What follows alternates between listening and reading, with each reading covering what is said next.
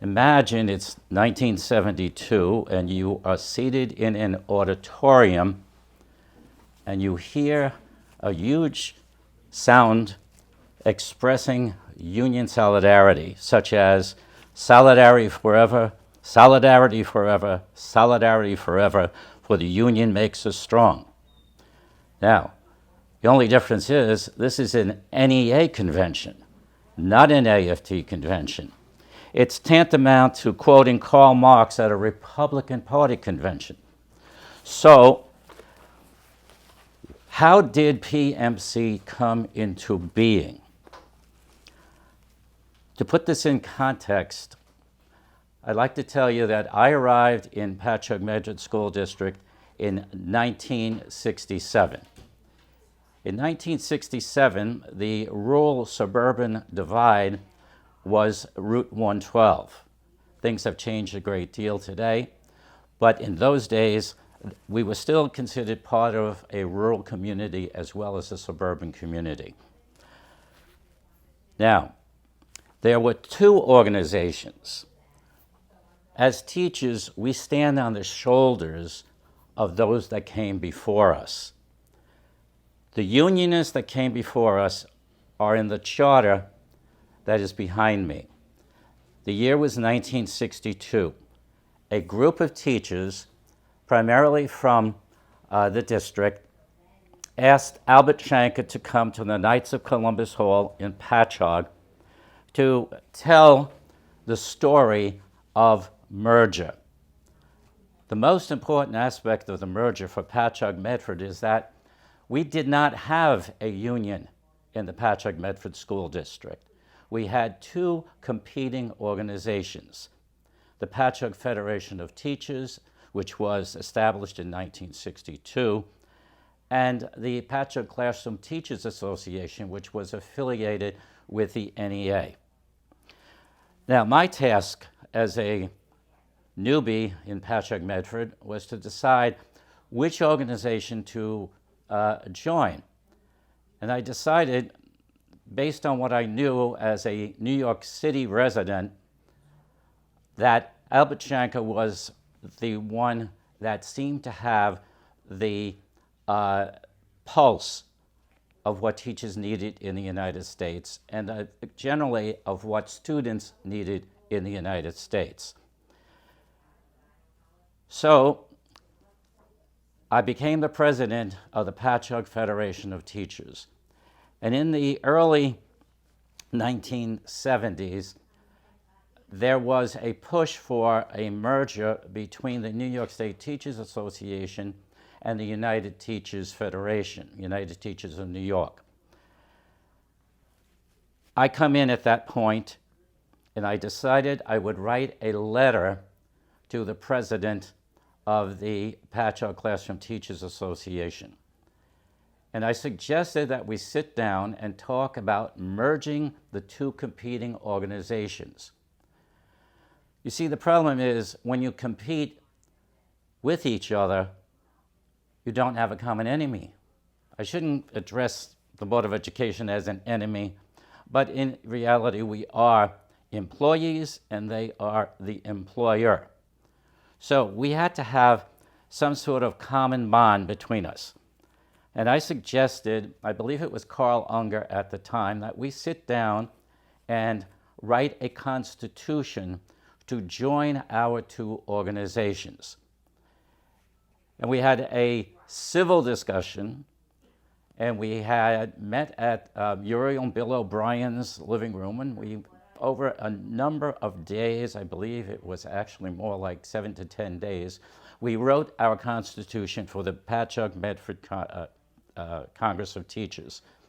By the way, it was called the Congress of Teachers because the newly merged organization in New York State was going to be called the New York State Congress of Teachers.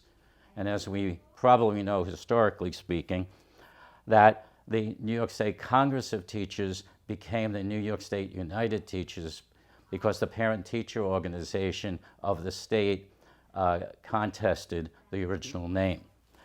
I would suggest that every teacher in Patchogue Medford read this book, Teachers United, The Rise of New York State United Teachers. This will give you a clear understanding of why a organized union was necessary in the state of New York, because up to that time, we were competing. The NEA affiliate was controlled primarily by administrators and those who considered us to be only professionals.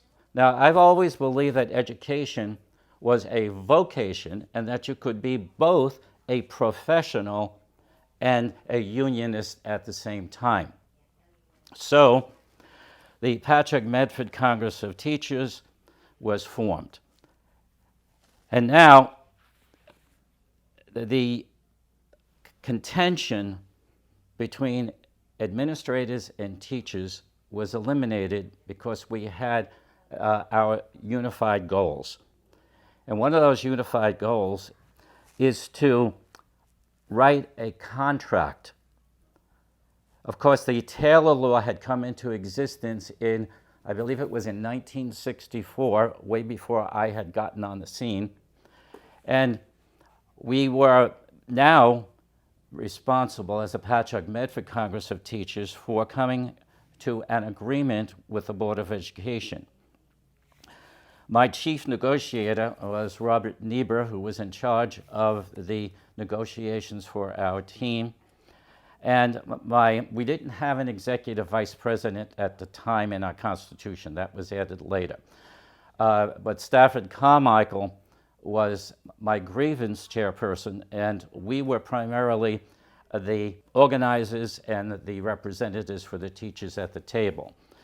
So we signed the first Patrick Medford Congress of Teachers agreement with the Board of Education in 1973, 74, 1974, 1975. What can I say is the main objective of unionization?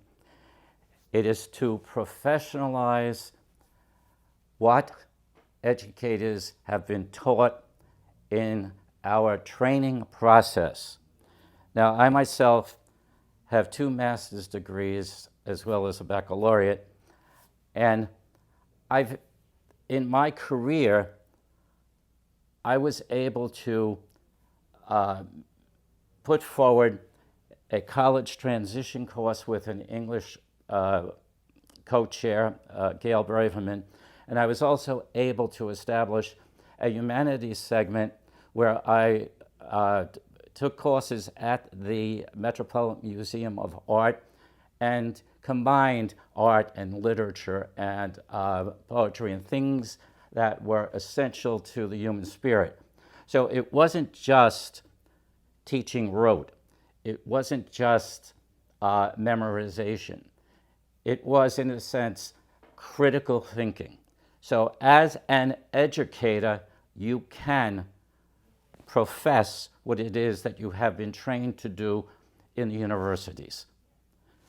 Now, we fought very hard in our negotiating process to try to establish academic freedom to allow us to use our professional skills to teach the way we were trained to teach and to create lessons using multiple sources. Now, my field happens to be social studies, but I'm sure in all of your fields, you can come forward with brilliant lesson plans to make this district truly a great educational experience for its students. Now, at the same time, you also must think about your career, your families, and see what it is that you can do together as a solidified, I want to use the term solidarity, organization in order to achieve benefits for your families as well. So contracts could take care of negotiations for salaries and benefits, but they can also be used to drive professional skills, and academic freedom. Now that I'm a retired teacher, I would also like to point out that one of the benefits that you have is the New York State Teachers Retirement System. That would benefit you in the future. I'm sure that there are many of you sitting out there who are not thinking about retirement. You're thinking about your first day in class. But remember this, that without a union, you cannot get the benefits or enjoy the benefits of a solid retirement system. Because a union gives you the numbers and the political clout, and we learned that back in the 70s, to go to Albany and to lobby for those things we believed in. The professional things that we believed in, and the, let's be honest, the financial and monetary benefits that we wanted. And we were able to achieve many of our goals. So once again, I would like to advise the current executive committee of the Patrick Medford Congress of Teachers to, if possible, distribute and get hold of the 25th anniversary copy of the 1973-1998 brochure or booklet that the NYSUD Executive Board put out. This is a time period I'm honored to say I was involved in the union right to my retirement in 1997. And most of all, they should be able to figure out a way for all of you to get a copy of this book and to read it before you start your career in the Patrick Medford School District. Especially those who are destined to be representatives for your buildings. That would be a milestone in creating a strong and unified union, Patrick Medford Congress of Teachers. I take you to the NEA convention in 1973. Walter Tice is speaking for the New York delegation. And he found that the NEA delegates didn't expect him to speak very coherently because he was a New Yorker.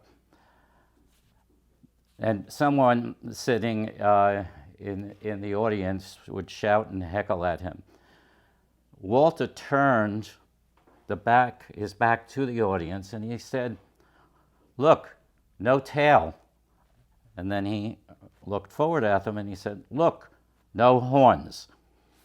And then he said, in answer to one of the hecklers who said, "But we're professionals," implying that he and the other members of NYSUD were not professionals. And Walter said to them, "What's your maximum class size?"